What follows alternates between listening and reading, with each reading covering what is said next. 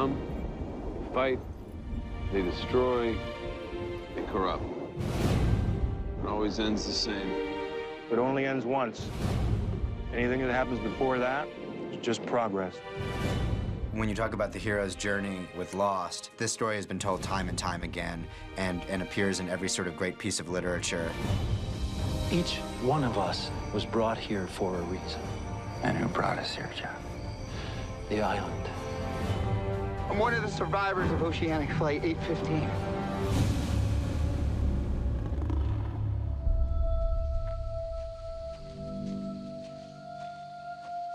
The hero's journey, I think, is kind of embedded in what we do as storytellers. My generation of storytellers, our primary inspiration was Star Wars. Turns up whenever he wants, like Obi-Wan Kenobi. Star Wars, in and of itself, was the hero's journey, was Joseph Campbell, was Greek mythology. Two sides. One is light, one is dark. In all these stories, you follow reluctant participants in epic adventures. I've looked into the eye of this island. You see the growth of these characters as they develop into their heroic personas. If we can't live together, we're gonna die alone.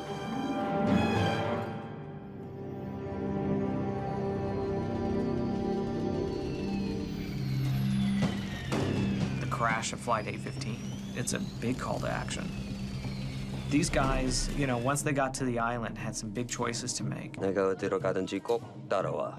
This plane crash changed all the characters around. The thing that resonates in the hero's journey, the thing that we can all relate to as viewers, is this idea of the call. This idea that you have to go accomplish something. What if everything happened for a reason? Hero in reality is a normal human being who's faced with a situation and they either go one way or another. You ready?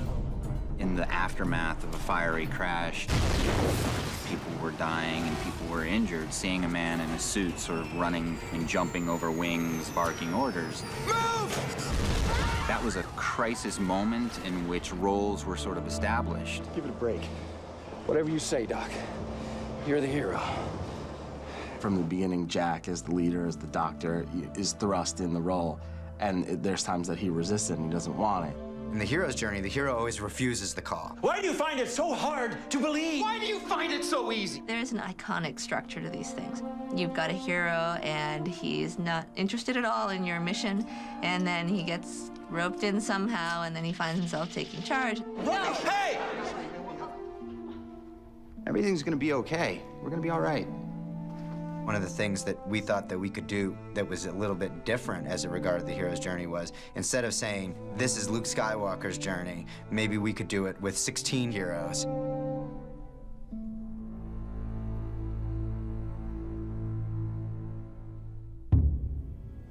I didn't pluck any of you out of a happy existence. You were all flawed.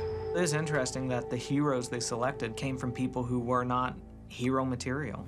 He's never believed he was as much of a hero as he actually is. We can relate to a sort of a more modern definition of heroism if our heroes are flawed and they do have doubt and they do have fear.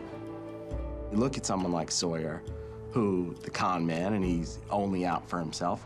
No way in hell you're getting my spot on that raft. He's a reluctant hero. He doesn't ever want to be a hero. He's just instinctual. Sawyer started out trading people for suntan lotion, became a hero at the end. You know, willing to jump out of a helicopter so that his friends can leave and the girl that he loves. The island has made him face his humanity. There's something in Jacob's philosophy that is, we are all capable of heroism. We are all capable of greatness. What I liked about Hurley, what leadership he showed was always kind of subtle.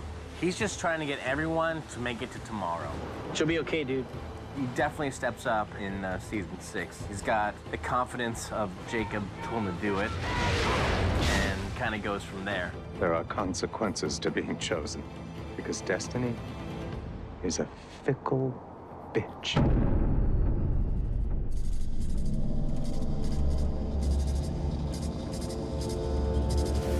The show, as it's constructed, presents these characters with situations where they can be heroic constantly. Run! We all want to believe that there's something in all of us that is capable of triumphing over conflict, adversity, evil. In every situation that's dire, Kate is the first one who picks up a gun and gets somebody's back. I think a lot of people feel safe around Kate. Run! Her heroism comes in her ability to kind of be a little bit of glue that connects people. You did a good thing. You're taking care of everybody. When the circumstances require it, heroes do whatever is necessary to protect people, to do the right thing, to do what needs to be done. What our society sort of affixes to heroism are these ideas of sort of bravery, selflessness. If you take that definition of a hero, to sacrifice yourself or be willing to sacrifice yourself for something you believe in or someone you believe in, I think you could apply that to every single character on the show.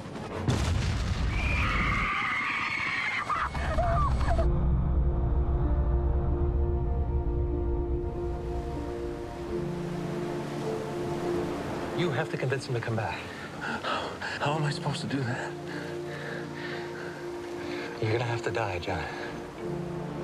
You know, the ultimate sacrifice is to give up your life. Charlie went down to that place so we could all be rescued.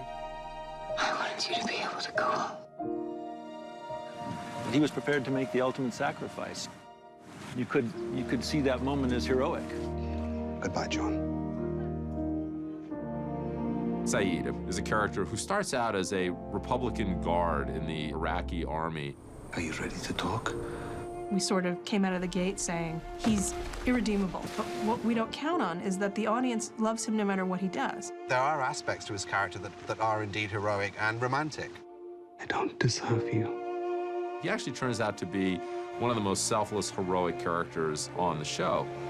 There is a part of him, there is a part of his heart that he believes is pure. Who's to say that we are all not redeemable in some way? We are all capable of ascending to a different level. It's just a question of when. Please go. I love you, son. I love you.